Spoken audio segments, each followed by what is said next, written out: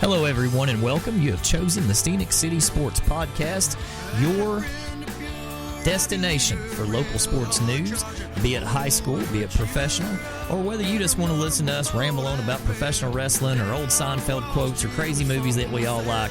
Welcome to the Scenic City Sports Podcast, brought to you by the fine folks at Gary Thacker Insurance over at 2382 Battlefield Parkway. You can reach them at 706-866-8283. Also, the Chattanooga Flower Market, 8016 East Brainerd Road, 423-899-2440. Phil's Primetime Pizza down in beautiful Chickamauga, Georgia, 122 Gordon Street. That's 706-375-4448. Our good friend Greg Payne, host of Restricted to the Dugout with Greg Payne and the Payne Mortgage Team. You can reach them at 423-645-9404 for all of your mortgage needs. And finally, Choo Choo Barbecue, who make it possible for us to bring you the scoreboard on Friday nights. The Choo Choo Barbecue of Chickamauga scoreboard. You can reach them at 12960 U.S. Highway 27 at 706-375-7675. And as Ringo Robb likes to say, you don't know Q until you know Choo Choo. We also want to say a special thank you to Matthew Mays and the good friends and members of Jupiter Coyote, one of our favorite bands, and they provide the music for the show. Those guys have always been great to us, and we hope you guys will reach out and try to check out their music as well. So sit back and relax and hold on, and we'll see where we get to. Like a blessing or a curse. And welcome everybody to this special edition Thursday afternoon Scenic City Sports Podcast, episode 15 on your, or 16 on your radio dial as it comes in live here on Spreaker and Apple and Spotify and all those streaming services out there. You know, it's kind of neat when you, I pulled up Spotify at school the other day to play a little music in class, and it gives you the little, you might also like, and for some reason it suggested to myself that I might like the Scenic City Sports Podcast, and I said, you're exactly right, Spotify, I do like the Scenic City Sports Podcast. Yes. Way to go. But you know, here we are coming off of a national championship game. Great news out of Buffalo. The young man now is left hospital 2 days ago.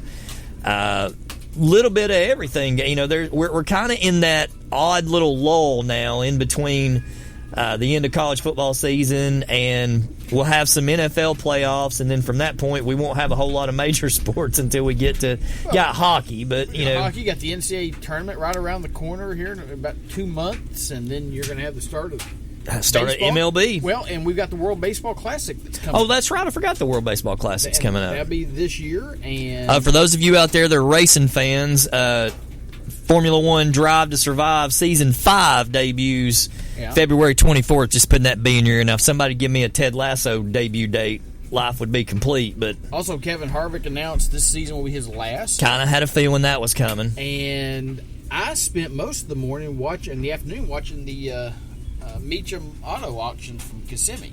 I could watch that stuff for hours. So they had a 1970 Barracuda Hemi. Yeah. Okay. Now this is from a guy, a collection. This guy's name, I think his name's Vince Lilly, and he's real selective about the cars he brings in to work on and stuff like that. They've got to be pristine and have all the paperwork and everything and whatnot. And some of these cars, the first two cars they put up for auction today, because this was live on Motor Trend Network. Was the whole auction his collection, or is okay? Part just of it was. Part of it was okay. The first two automobiles went for $750,000. Good Lord. But they had one that came up, and I'm surprised it didn't go for more than it did. A 1970 Barracuda Hemi. Color has a lot to do with it. Magenta, kind of a magenta, and a couple of the decals. Are you sure it wasn't the plum crazy? No. This wasn't? This was like sports a rider. What is magenta supposed to be? Pink. You never colored with crayons. They didn't have crayons when Rob was a kid. They just scraped rocks across the sidewalk. Everything was gray. Well, Shades of gray. I know when I was looking at the colors, none of them said purple, white, and magenta. Imagine if pink and purple had a baby. Yeah. I've seen that chop before. with a little bit of red. I've seen that child before. So, anyway, and the car had a couple of decals that were starting to fade, and it had worn just a little bit, but there was good reason for it. Because this car was absolutely original. oh, Had never been touched by any restorer at all. Oh, wow. Period. One family owned it. Actually, it might have been a 67. now that I Miles? think about it. Did they Was give it the low- miles? I don't low know- miles? I don't know 100? how many miles it had, 100. but they had just taken perfect care of it. It didn't have a scratch on it. Like I said, it looked like it had come off. Unless you looked at the decals real closely, it looked like it had come off the showroom floor. You know, it had like the Barracuda looking, decal there on the. What'd the it go back. for? now it. what year model was Yeah, it? 70, I- 1970. So that's It the was a 67 or a 70. I can't remember which one. that's it the was. narrow. That's the little narrow one, right? That's not the big. That's not the fatter. That's the early CUDA, right? Because first year is like 64, 65. Yeah, it wasn't that early. It's the- it but might it- have been 70. But like I said, What I'm asking There were was it several is cars. it the fatter one? Was it the fatter CUDA or is it the little Oh, God, skinnier I looking can't. one with like the hatchback looking back? no, it was. Isn't that what Nash It was a Bridges long one. drove? No, Nash Bridges drove a. He pretty drove car. no he drove a CUDA, but he drove one of the last incarnations, like maybe 70, 74, 73, something like that, when they made them wider and longer. And they had, the one Nash Bridges drove, I think is that's the best. That body style of the CUDA is a bad man, but those early CUDAs. But how much did it go for? $280,000. Golly. Well, did Now- they know that you were silently bumping the bid? No, but the guy that won it bid at 280, and then somebody came over the top of him at 290, and then backed out, so he ended up getting it for 280. But they had That's when they said cash, one sir. of the cars that went for 750,000 was I think it was a Richard Petty Plymouth Oh wow. Superbird. Oh, that's all you got to say. Those There are only things. 6 Oh yeah. made. Yeah. Only 3 have been located, and one of them was rolling across the floor in a fluorescent lime green. With the big giant wing on the back. Yes. Oh yeah. If you've got one of those and honestly, that's cheap yes, compared to what those have gone for. The lower mileage ones They that were I've seen expecting are a well million. over $1 million. they were expecting $1 million or more, and they got $750,000. Well, and somebody... They show that on when those are on, then they replay them over and over. If you got Motor Trend Network, you can find that. One of the Watch best that. ones I ever In the saw. Cars, it's awesome. Now I love the auctions, but what I love is there's a car show that comes on. It don't come on hardly as much as it used to, but it's called Chasing Classic Cars. And there's a guy on there, and the guy's name's Wayne Carini, and he's a gentleman out of the Boston area. Is it Virginia that he's out of? Or, Boston to Massachusetts. No. I'm saying Okay. I'm thinking northeast, Okay, but okay. I'm trying to remember exactly. He's from a little. The city that he's from is actually the name of another city, but it's in a different. You know how some Yeah. states will have 2 or 3, Yeah. and I can't remember the. Anyways, he's the guy that you call. Like, there's been some just crazy things on there, but he's the guy that you call if you find one like butthole deep in mud out behind a barn. They think they got something, and he'll be out there in waders like digging it out, checking the numbers and all. And there was an episode on there where they found an original Bugatti. Oh, dear. And they literally, like a 1935 or somewhere in that, it was black. The paint was all faded and everything, but it still had all the original paint. Had 4 flat tires. Had dirt on it, dust and dirt on it a mile high. Literally. They verified everything, bed. and they rolled it out of the garage as is. Put it on a rollback and took it straight to auction as is. They didn't do a thing to it. Didn't even make sure that it ran. And they were saying that they expected that car to get north of $1 million as it sat. Yeah. And it hadn't even, hadn't had nothing. And I'm like, God, what would that car be restored? Well, I mean, and there's so many of those rarest of rare cars, but when you start thinking about the muscle cars, if you want to go there. And Nash Bridges drove one that was amazingly pretty. But there's two that pop in my head that when you see them and somebody's really took care of them, that'd be the late 60s, early 70s Chevelles. Oh, yeah. That were really taken care Yeah. of. And the other one was, and that same thing is the Cutlass Supremes. And Oh, yeah. Those are just, when they've been taken care of, those are the two cars that I'd love to have, one or the other. I tell you, one of the ones. A Hearst Oldsmobile, man. Yep. I tell you, one of the ones they had, which I didn't even know that they had one of those. It was right before I left today. It was a 1968 Mercury Cougar convertible. Seen that, and that'll stand out green. too. Oh, It'll stand out as well. Gorgeous, absolutely gorgeous. And I think the price was like $70,000 on it, unless it went up. But To me, that well, it was incredible. it was $1,700 when it was sold new. So Yeah. it has gone up in. I have never been much of a Mercury guy, but to me, the conversation starts and ends with a 49 because that's the one that's, most of the time they slam them to the ground. They're wide. They got that big, mean-ass looking front grille. A lot. One of the coolest ones of those that's ever been made. I mean, I've seen some that were just incredible on, some of the car shows and stuff like that. And that's a car.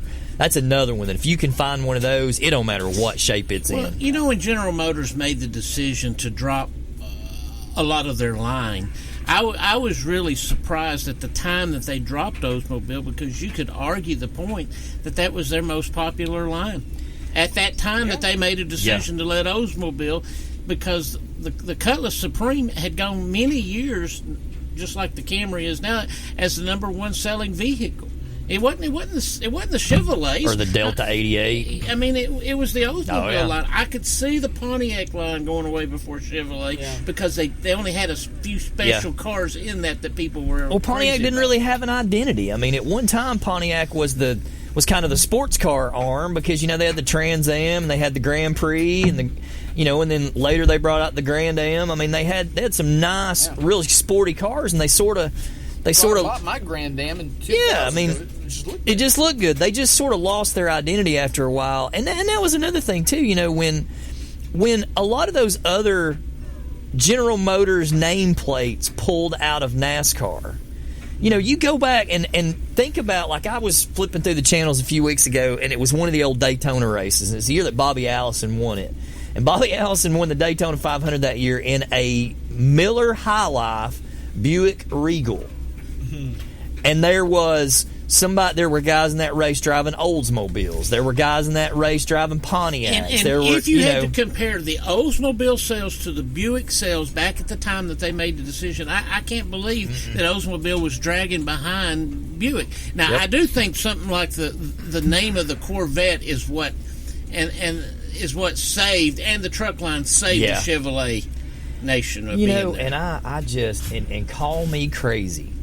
The new Corvette is the only one outside of anything after the 60s that I love all from 53 to 63, or well, really from 53 to 67. I love every Corvette through that stretch. But once you got in the skinny fiberglass, chopped down all the way up, really, until the new ones, I've not cared for the newer ones at all. I would argue this point about the one that was up. I would argue point about the brand new Vets, and everybody sitting here would probably love to have one, and you got to sit it in the garage and pull it out and wash it and put it back in there. But I thought that it had such a design of its own that it didn't have to go out there and say, well, let's try to make it look a little bit like a Ferrari. Mm-hmm. You've got your own design. But that's what they did. You don't have to mimic the Ferrari or anybody else. The new Be one, yourself. The new one, to me, looks like it looks like a McLaren. They have tried to... It looks like a McLaren. Mimic somebody else. It looks like a McLaren. Every time I see one, I have to double take it because of the way the doors sweep down. that's European styling all day long. Somebody at the top has to Had to approve that design. Yeah, and I agree. I'm sorry, but you shouldn't do that because it has its own look. It does. You don't have to follow somebody else's. Yep. Okay, I found the featured lots that went up. So the first one that went for $750,000. This is a 1969 Dodge Hemi Daytona. Oh yeah, Factory 4-speed, 6,400 miles. 6,400 miles. And then the 1970 Plymouth Hemi Superbird. Well, that would be those would be interesting vehicles to ride through a parade or something like that. Yeah, they put up there was a 1962 Lockheed Jet owned by Elvis Presley. How do you if you own a car like that, how do you comfortably get that car out on the road and not be afraid that some joker in a damn 72 Yugo comes around the corner? You couldn't leave it in any parking lot in the nation. This is the same collection we're talking about. A 1970 Pontiac GTO Judge Ram Air 4 convertible, one of only 7.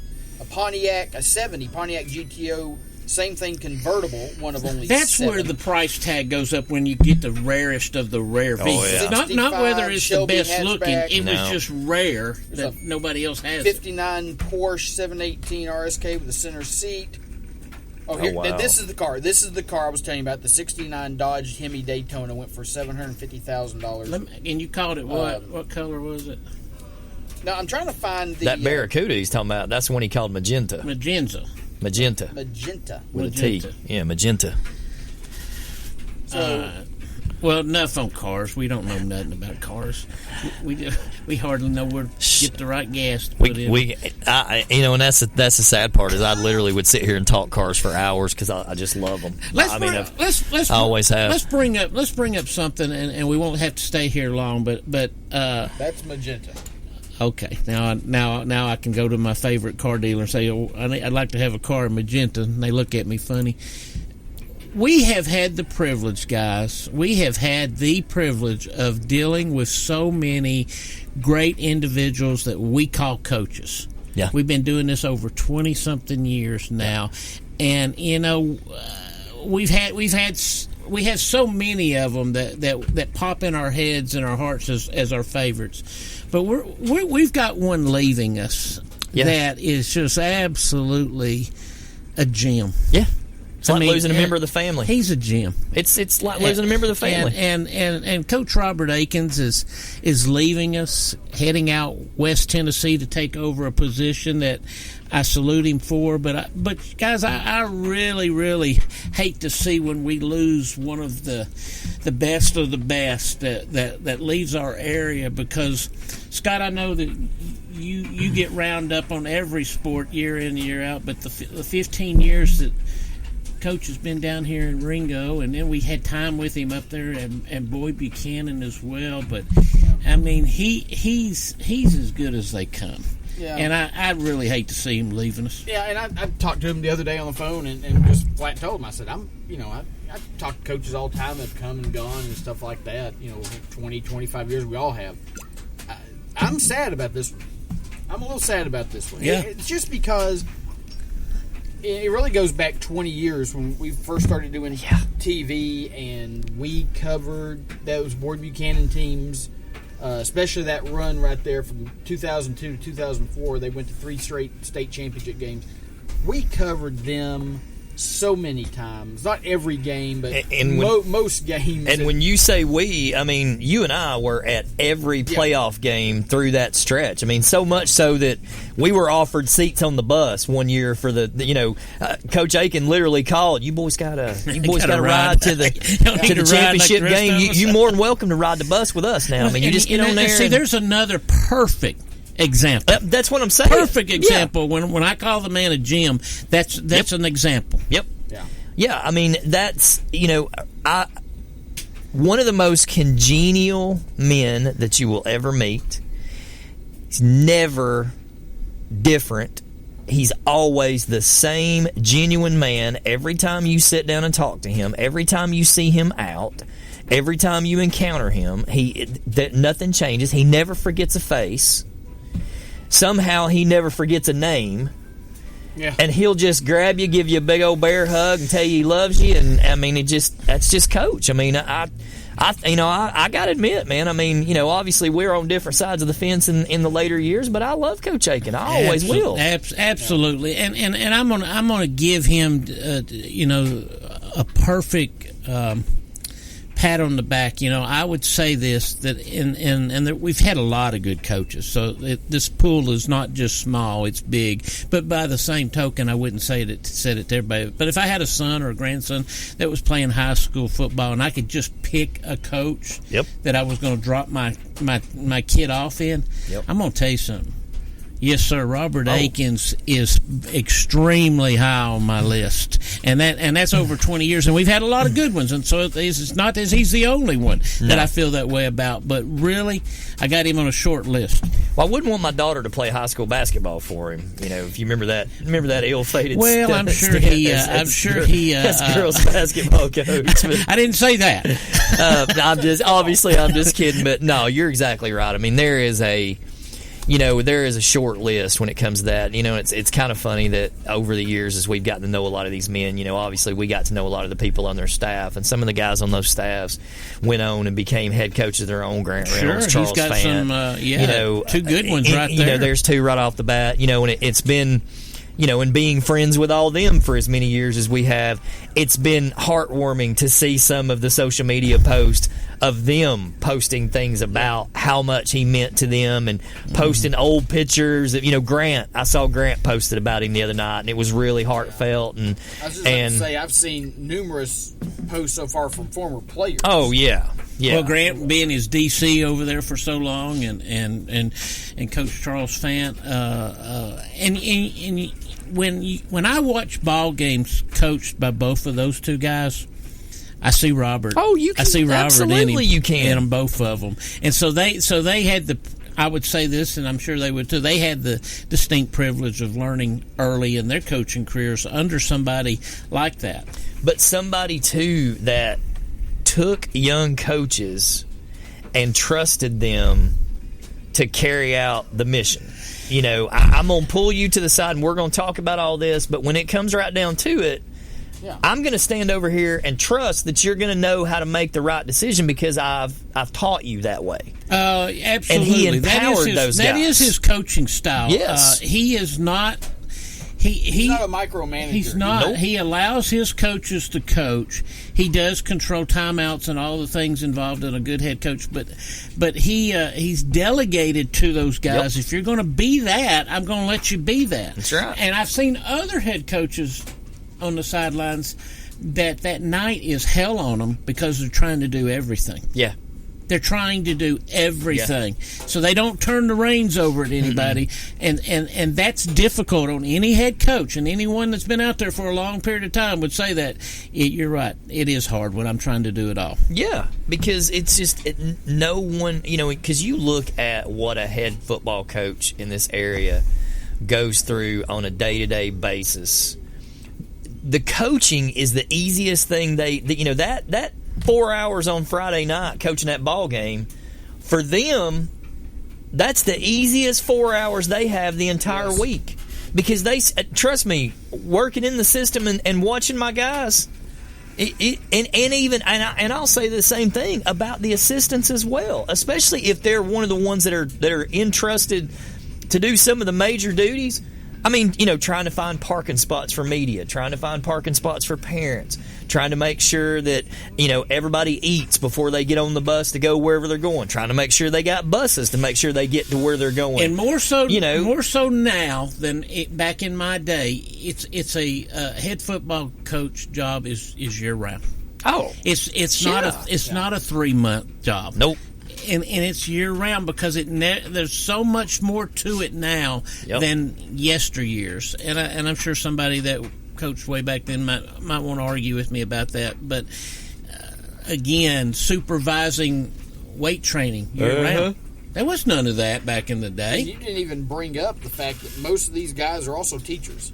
Well, yeah, and then you got that on top of everything else. And then their coach and their dad and their counselor, and they are big brother, And, they are boss. They are, and that's not even And counting. and Hoover driver. Yeah, and I mean, that's not even counting their responsibilities at home to their own wife and children. Yeah. I admire any of the men that do that. And over the years, in all these years we've done this, a combined 60-something years between the three of us, you lay that on paper and it's like, holy crap. But, Thanks. Yeah, I know. When you look at that, we've had some gems. Well, and we've had some really good ones. We really have.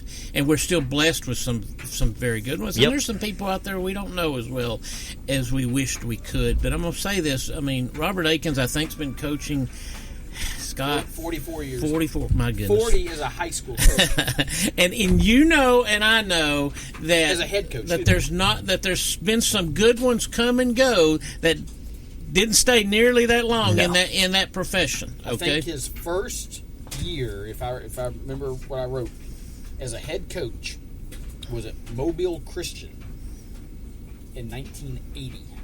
Golly. Well, he got up here in the. Jimmy Carter was still the president. 1995 was his first year at Boyd Buchanan. 96. 96, yeah, 96. 1996. And do y'all remember one of those lopsided Oh, the games? Tyner, was it 90? To Tyner? 95 to 3. Yeah, 95-3. Welcome, welcome, welcome to Chattanooga, Go Coach. Jenkins. Well, if you remember that first year in 96. And he talks about that from time to time in a jokingly way. He remembers Came those stuff. in, and I just know off the top of my head because I wrote about this. That school that program had gone 9-41 over the past 5 years. When he took over the program in 96. Oh yeah, it wasn't no powerhouse. They went 11-1 that first year, made the second round of the playoffs. First year. Now, and I think Davey Smith was on that team, if I'm not mistaken. Some other people, but they dropped off a little bit. Next couple years, took some lumps, but then he started building that program. And like I said, by the time 2000 rolled around, they were starting to get it rolling. One of his best backs that we all can remember the name, actually, if I remember the story correctly, from Marion County. Oh, yeah. so Coach reached out a ways over there to find the best back in the state. Matt Pearden. But again, guys, and what all we say about let me draw a line in the sand. What all we say about him in good nature, and we mean it about the coaching. He's a better man. Oh, yeah. He's a better individual to know. And again, when you say that, when you make that term, if I had the luxury of picking a coach out there that I would drop my son off with and say, okay, here's, he's that guy. He's on that list. He's on that short list. He's on that short list because of not just his ability to be a coach, but he's so genuine as a human being. So again, I when I saw the story break and I thought, man, I knew someday he was going to step aside. I didn't know it was going to be like that for him, but I just hate the thought of not seeing him around on a Friday night. Apparently, he's going to Somerville, Tennessee. It's spelled Somer, S-O-M-E-R, which is a few miles east of Memphis, closer to where he grew up in Mississippi. And he's going to take over as head of schools for Fayette Academy. I'm not sure what head of schools entails, but it sounds like it's a pretty big position. It's a private school up there. I think they're Division I at Single A, if I'm not mistaken. And he'll be heading up. I don't know if he's going to be coaching necessarily. It doesn't sound like he's going to be coaching. Of course, you never know with him. I mean, he's 68. He still could get in there and coach, I guess, if he wanted to or whatever. But I think he's just ready. Well, Like I said, 44 years as a and I'm happy for him. If Yeah. he's making the decision that he feels good about, then that's fine with me. I'm happy for him. I think a former player of his Is out there. from one of the schools he coached at got him to Okay. Well, Got him out there. there again, if you've ever had any association with Coach Akins and something pops up, you're going to think of him. Oh, yeah. You're going to think of I him. remember a couple years ago we had some kids from Ringo that had signed, one in particular, Harding University, and that's where he went.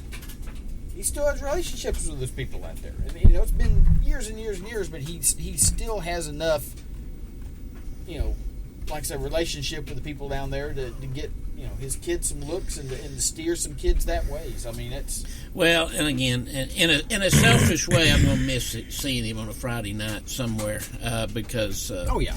He like we all three now repeated, he's a gem. Wow. So wish him luck, wish him well. We all consider him not just a passing interview. People sitting here consider him a friend.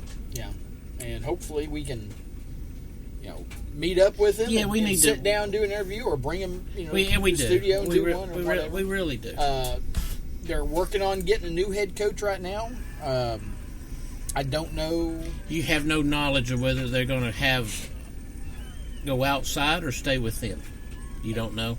Don't know. Okay. There's candidates on that staff, and I'm sure, considering the facilities they have now, considering the young talent that's there now that, they've been cultivating for the last few years, from the middle school program and up or whatever. I mean, it's an attractive job. It's a real attractive job, and there will be plenty of candidates from everywhere. If they're going to do that, if they're going to open it up to who all might be interested, there's probably going to be a decent list of names there, and some I even think out of our Chattanooga metro area too. Oh yeah, I'm sure. Just because, like I said, no disrespect, but you look at those. I mean, how many other schools have a video board like that? And that atmosphere, they have turned Ringgold High School football, and it's not just one. It's a multitude of people from Tracy Wright, the band director, down to everybody. They have turned that into a small college experience on Friday nights with the pregame stuff and the tailgating. They're out there setting up tailgate by like 5 o'clock on game nights. Well, I've seen that, Scott, and that just shows that there is a really good community interest in that program, and it's not just strictly parents. It's people that's been there, done that, coming back and watching too. And under Coach Aiken, he's put good products out there on the field. They're not always been, playing for state championships, but he's put really good products out there on the field. But we know how really, really, really deep, rich the talent is in the state of Georgia, and that especially when we start driving south, we know the further south we go, the more talent we're running into. Yeah. Well, guys, we had obviously talked about the semifinal games 2 weeks ago. Had the national championship game Monday night. He's got egg on its face. Yeah, I mean it does, but as why would the committee have egg on its face? Well, let me say this, Scott, because I think that they ran out there and they got the 4 teams that in their mind had done everything to be in that situation. Yeah. Okay. That's their job. But their job. But they the deep 4 down teams know together. they deep down know that some of those teams don't fall in that. And just like they put Cincinnati in there last year, they didn't really want to do that, but they didn't have any choice. But yet we know Cincinnati wasn't in the top 4 teams in the country, and TCU obviously is not, because they wouldn't take Georgia's a good team, but they wouldn't take some other teams to the woodshed like that. Well, you know what? TCU gave them what they wanted, what they needed. A great semifinal game on a bad night they for did watching do that. TV. I mean, bad night for watching TV. No, I mean, New Year's Eve is not a good television watching night. No, it is not. Everybody's No, out. you are exactly sell, right. and I've said this for years. They're trying to sell a multi-billion-dollar product to casual people on a night when nobody's watching television. And they were able to do that with two really incredible football games. Whatever happened in the championship game happened in the championship game. But they got what they want. The committee got what they wanted, which was 4 deserving teams that played 2 incredible football games, and then, hey, championship game happened. But I'm going to say this: they did not want that game to play out like that from an embarrassment standpoint. No. And they thought, well, who could we have put in this final? I'm going to throw this out there, and it would have made a bit of difference. TCU was without its starting running back.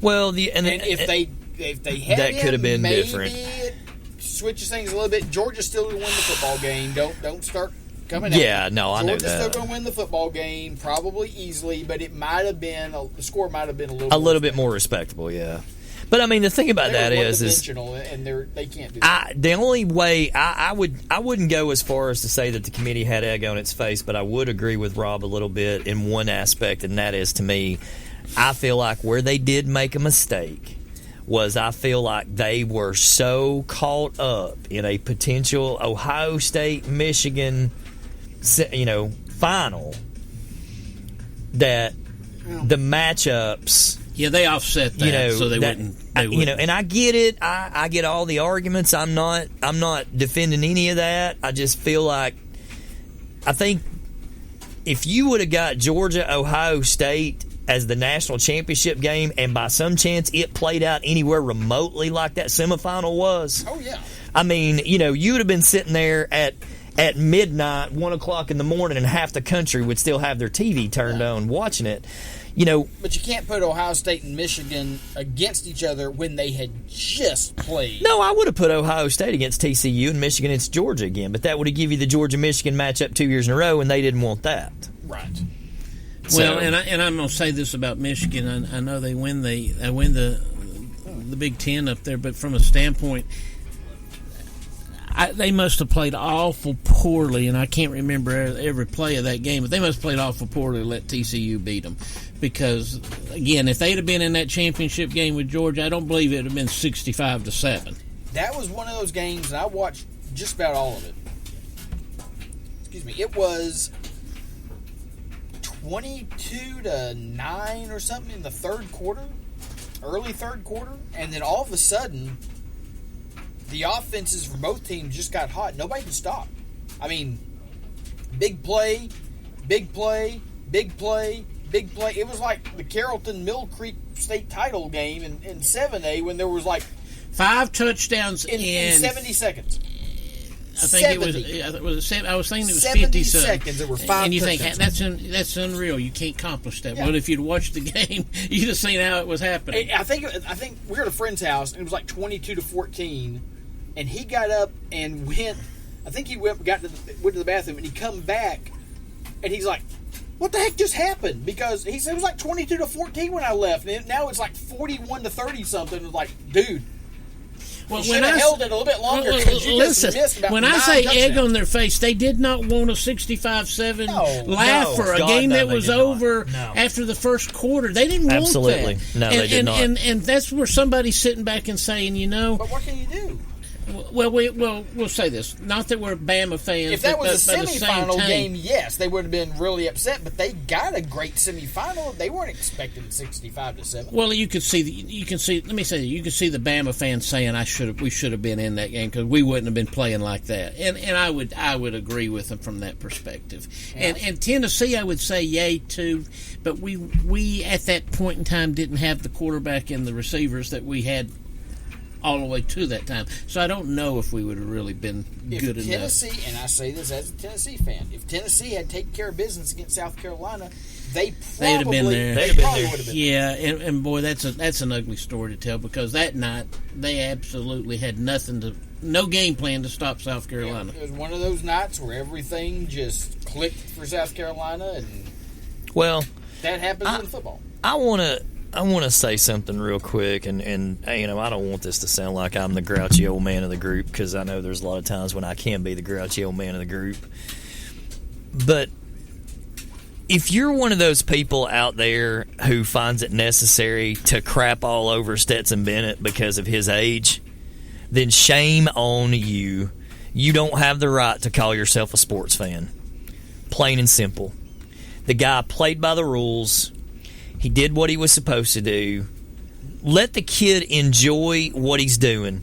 Hell, Brandon Whedon was 27 or 28 years old when he was quarterback at Oklahoma State, and he was a dang first-round draft choice. And you know what? Somebody told me the other day, and I don't know that they meant to say this as empowering as it sounded. He said, with NIL money and some kids that maybe are not going to necessarily be pros, why wouldn't they stay around a little bit longer? That's a good point. That's a good point, right? Yeah. I mean, this quarterback right here is not going to go into pros and be a first rounder. May not even ever play for him. So why not stay in college and reap the financial awards that are still there? Yeah. And we may see more of that. Because you get to the pros, I mean, it's a crapshoot. I mean, we've seen really, really great college quarterbacks do absolutely nothing in the pros. High draft picks. That turns out they just every year they couldn't cut it. The Jets are right now. Yeah. Just. And then I heard throwing their owner darts at the saying, wall. "Hey, we need to try to find us a quarterback because it's the missing piece." And I'm like, "You just drafted a quarterback number 2 last year. You just identified the missing piece of every football team in America. Oh, man, that's got to make." Well, and look at the teams. I mean, I know everybody here's pulling for Josh Dobbs because he's an old Tennessee fan. They had to pull somebody off the street, Scott, and say, "Oh, by the way, go out there and win this ball game so we can go to the playoffs." Because we don't have nobody else that we have is not ready to play, and he, and your first round draft pick, and he could be. Well, he wasn't a first round draft pick. He was for them. He was a third round draft pick For the Titans. He wasn't their first Malik pick. Willis. I thought he was their first pick. No, he was a third round draft pick. No, their first round draft pick was Trayvon Burks because they traded away A.J. Brown, which in hindsight doesn't look like the best move, but he wasn't come back to Tennessee, so it was either, get something for him. Yep, and they got what they could, which kid had a pretty good year, all things considered. Take away the concussion issues, and I think they got something. But you got to find somebody who can throw. And the I know ball you're a to. Titans fan, but I don't want to see any team limp its way into the playoffs. And that's what the Titans would have been doing, limping their way into one more playoff game. Well, they would have gotten blistered by whoever they're playing. They have played. I want to say it's 171 players in the last 2 years, last 2 seasons, counting this one and last year. 171 on supposedly a 53-man roster. Well, somebody needs to, in their organization, needs to somehow examine that and to see it. Well, okay, that one's legit. That one's legit. That one's legit. Well, maybe we could have done something different here. Well, I think because you can't keep going that deep into your practice team and trying to put players out there that you're going to win a division with. They need to fire the entire strength and conditioning staff. Tell me how a strength and conditioning program is going to help when somebody gets their ankle stepped on and tears ligaments or gets a concussion from a dirty hit. Well, but we also know that the human body is not designed to play professional football at the speeds and the tempo and the size that what these guys. So your are argument might be, well, that's just bad luck for them for now. That's what comes around goes around. I think for the most part, it's bad luck. They have signed some guys that have had some past injuries that have kind of come back to haunt them. When you play a run-first style of football in the NFL, you're taking a risk. Well, he still because you got such a physical nature of what you're doing. He still had 1,540 something yards. I think he came in second in the rushing. But again, for them to win, he's got to have 2,500 yards. And he's got to have an offensive line that stays healthy for them to win. Don't. Because they're really, really one dimensional. Yeah. Not only were they starting Josh Dobbs at quarterback against Jacksonville that last game of the season, and they still almost won the dadgum thing. 3 offensive line starters weren't even playing. And I bet you 2 of those guys weren't even started at the start of the year. So, I mean, it's a tough situation if you're a Well, we saw fan. Kansas City get to the Super Bowl with some injuries on the offensive line, and that's the very reason they lost. Couldn't block up front. But when you got a passing attack like that, you don't have to block that often. Just give them Mahomes just enough time to. Well, if you find remember, Kelsey. he was being chased Yeah. the whole time because So- the tackles couldn't And keep like I him said, bothered. I'm a Titans fan, and we were the number 1 seed in the AFC. Well, there's been a commitment playoff in Nashville, seasons ago, Scott, one to playoff build a $2-point-something billion Yeah, stadium. So Titans need to get better. They need to get out of that little box they stay in, offensively minded too, and they do. They stay in a little bitty box. Yeah. And again, he rushed for almost 1,600 yards, but for them to have won enough games, he'd had to rush for 2,500 yards. I mean, and that's been the nature. I mean, that's been the identity of Titans football since they came in the league. Even when they had Steve McNair, is like, hey, we're going to pound the ball with Eddie George. We're going to, McNair's going to run it some, and McNair threw for a lot of yards, but it moved right in after Eddie George. It was Chris Johnson and Lindell White, and it's just gone on. Back up the organization to Earl Campbell. I mean, this is the Titans/Oilers identity, and it has been for 60 years. Is it time to change that? Have they hired a lot of defensive-minded head coaches that are okay with playing that style of football? They got one right now. They do have Mike one right Vrabel, now. and I think he's one of the best coaches in all of football for what he's been able to get out of. I mean, how much chicken salad has he made? Yeah, well, in and the I'm last not 2 and I'm not years saying without terminate Russell. him because they didn't get there 1 year, but I do think there's some identifiable changes. They kind of play with a less than average quarterback too. Well, Tannehill, for the first year and a half or so when he took over as a starter, was statistically right up there with Mahomes and Brady and everybody else. He had one bad playoff game, and of course people want to jump on that. This is a guy that blew his knee out in Miami. He was a 4,000-yard passer in Miami, and everybody tends to forget when he came out of Texas A&M, he wasn't a quarterback. He was a receiver. He was a receiver that they that's odd converted too, back Scott. to a quarterback. That's odd to he do had that. to learn to play the position all over again. And Well, but the game keeps moving. Yeah. The game keeps moving, and he's as tough as they come, but there's a ceiling there for him. Now he's 34. Now he's owed like $20-something million next year. You got a backup quarterback that's got potential, but is absolutely not ready to play in the league. You know who came open today was Derek Carr, and you kind of wonder if the Titans. I mean, Derek Carr's a really good quarterback.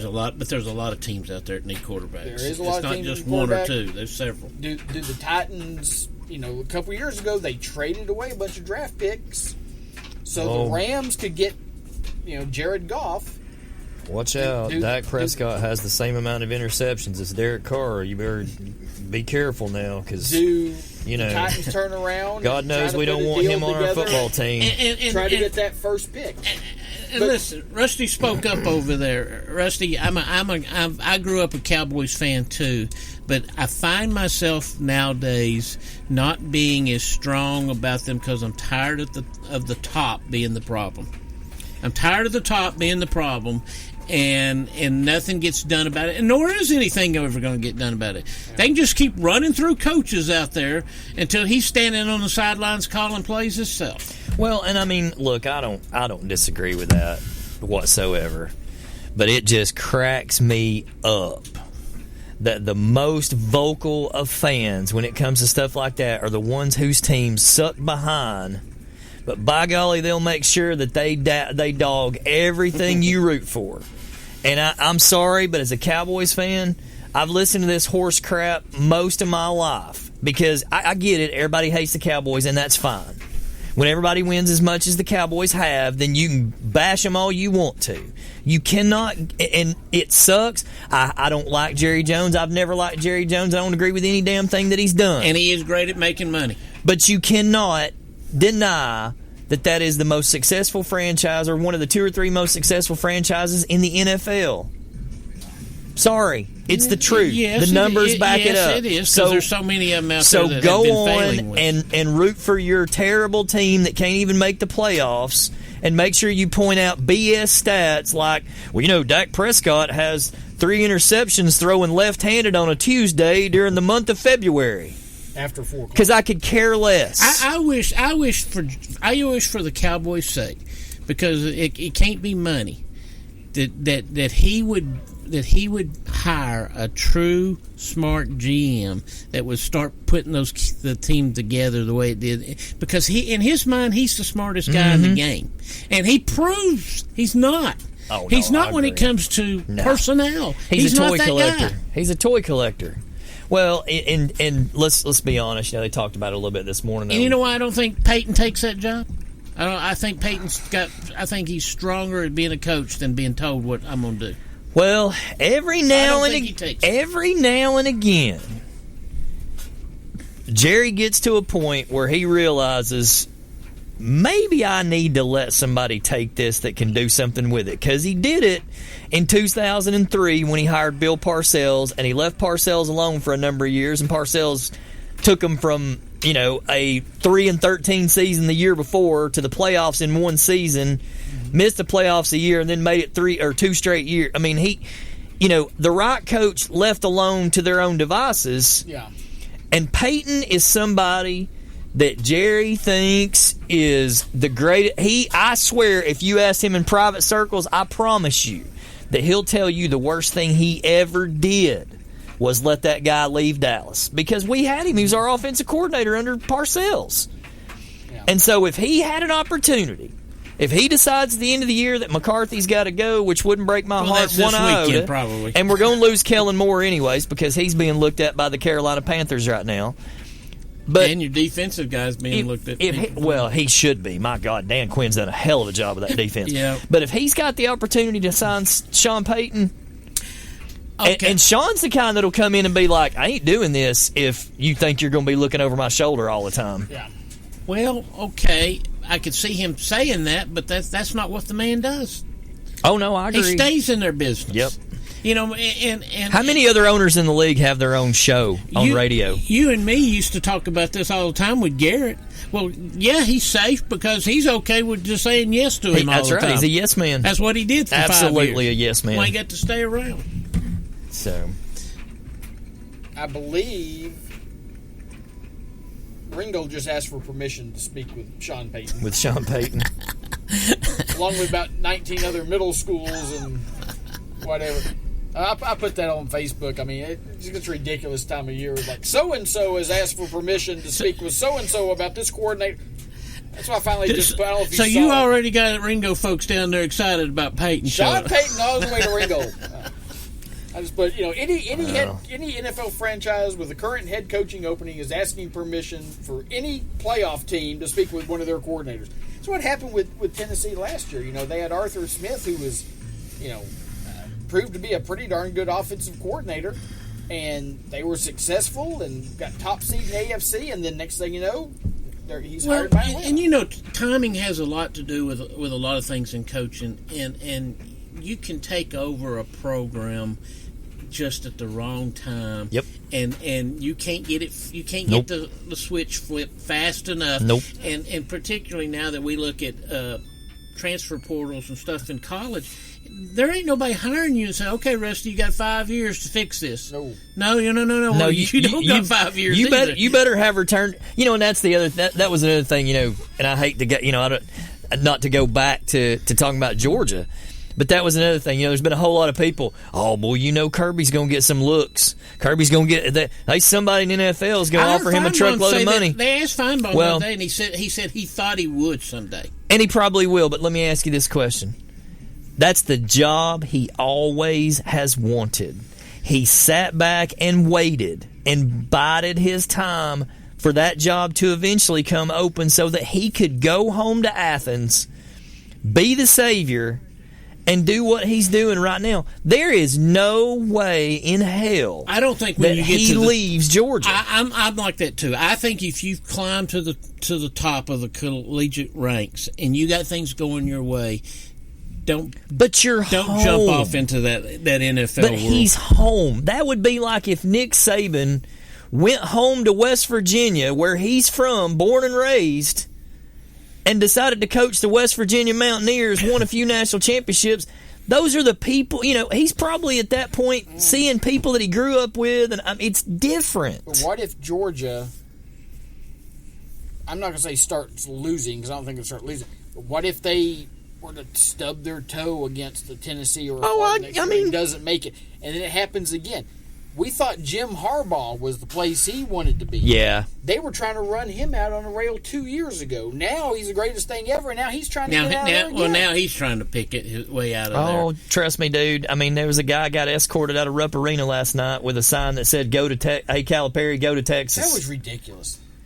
I mean, I want to. There's a couple big Kentucky fans at school like myself, and we're eject that guy. Yeah, and we're talking Kentucky basketball, and I'm like, cleared that up. I said, I get it. I was like, I get it that people think that whatever he's out overstayed his welcome or whatever, and I'm like, you know what? You can say what you want. That dude's earned the right to decide when he's done up there. Yeah. I mean, in the time he's been there, he's won a national title. He's gone to multiple Final Fours. He's been runner-up on 2 or 3 different occasions. He's earned the right to say, I'm done. I'm going to ask you this. What? I'm going to ask you this straight up. And I think Kentucky's underachieving now. Oh, absolutely, they are. And I can tell you what the problem is. Is it his coaching style has come and gone? Nope. It's the kids. It's the one and done. Okay. He wanted those one and done. He did, They're but not there for Kentucky. They're there to elevate their draft status. But the other thing is this: 10 years ago when he first got there, you could get one and dones that you could sell on program. Mm-hmm. Anthony Davis was the best player in the nation and was one of the most unselfish players in the entire nation that year. Yeah. He only averaged like 12 to 15 points a game and could have scored 35, 40. And that's the problem. These kids nowadays have been told how good they are from the very beginning. And for Cal's offense to work right, he has to have unselfish players. And we're going on now 4 or 5 classes in a row that we don't have that. Tennessee gets good, solid players that want to stay and play for Rick Barnes. A lot of the other SEC, Alabama gets good, solid players that want to stay and play for Alabama. Not the top 10. They're not. McDonald's All-American. No, guys they're not number out. one, number Kentucky 2 guys. Keeps landing. Yeah, I mean, they're getting, and that's what, I mean, would I take my program being really good every 2 to 3 years because we've cycled a good class through? You damn right I would. Because it'd be a whole lot less frustrating than what I'm watching right now. I mean, I don't care how many times you get the number 1 recruiting class in the nation. If you can't get them to play together and do something with it, and I know he's frustrated because, he's a good coach. Well, I think he's already sitting, and I think I heard this, and of course kids can change their mind at the last minute, but I think I heard that he had 3 of the top 5 committed for next year. Oh, yeah, I'm sure he does. 3 of the top 5. Oh, he's an and animal. You just mentioned Tennessee, and you just mentioned somebody else. They're not going to get those kids. No. They're going to go to Big Blue. Yeah. I think it's Camden, New Jersey. Some school. Well, now that might... But yeah, that could change in a heartbeat. But I'm saying, but if you're getting 2 from the same school, that you could lose 2 from the same school. You could potentially actually have some kids come in with some actual chemistry, that are willing to play together. Could lose one and lose the other 2. Yeah. But that's the thing. Like we were talking about it with some friends of ours today. That those earlier kids were unselfish kids. The Harrison twins were unselfish kids. Okay. Patrick Patterson was an unselfish kid. But I think you make a good argument about what you just said there. Mm-hmm. I really do. But I just as a particular sign shows up there, Big Blue has such a expectation. Yeah. And it ain't 10-5. No, it is not. It ain't getting beat on national TV by the lowest seed in the tournament. It's none of that. Don't even remind me about that Alabama game. What you said the other day. You said he won. You said he's won a national championship. He's been the final. And I'm like, yeah, he's won 1.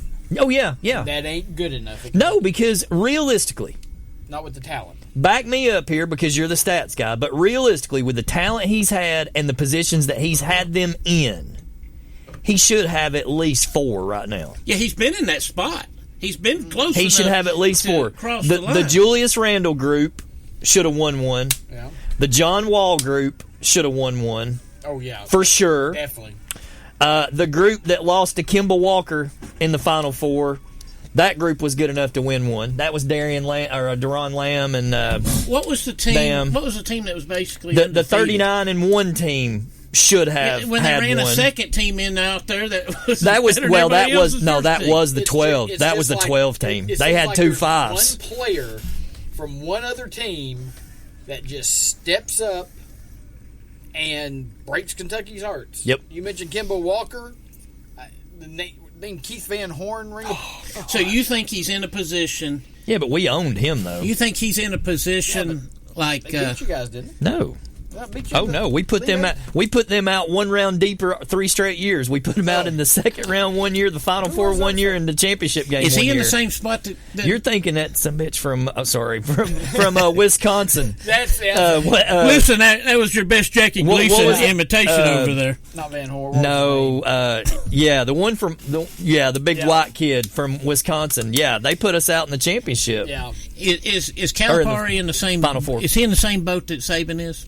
That he leaves when he wants to, no Oh, matter yeah. what the results are. Yeah, I think he's. I mean, I honestly, You think he's got that I- much stroke? I do now. Yeah, I think he's the only one. He's the only one in a while that Joe B had that at the end of his. Joe B could have stayed as long as he wanted to, probably. And Vince, I don't think they Because y'all fired never, him. y'all have hired poorly at times Oh God, for the best program in the country. Billy You've- Gillespie, anyone? You've not gotten the right guy. I don't think he's won enough national championships to have that type of clout. There's enough boosters up there to say, Yeah, but nope. But you can't. I mean, if those boosters aren't smart enough to look around and tell that this ain't, you're never going to see that that Duke dynasty that wins 3 out of 6 years and stuff. Not that they did, but you know what I'm saying. I mean, these are the things that you're just not going to see anymore. Well, guys, that's going to have to do it for us because we're a fast and furious hour, and as a father, I'm going to have to take one of my children to an event here in just a minute. So we sure do appreciate all you guys for taking the time to hang out and listen to us today. Obviously, you get us started on anything, we can go for hours and hours and hours. Y'all should come over here on a night when we're watching wrestling and just talking. Yeah, and Rusty is wearing his big blue outfit. Oh, I mean, he was prepared to be defense lawyer tonight. I'm dyed in the wool. I'm dyed in And the he wool gave when a it comes good to all argument. that. I did my best. Guys, we love y'all. Tune in same time next week. Probably be on Wednesday. We should be back in there, so we'll talk to you guys later.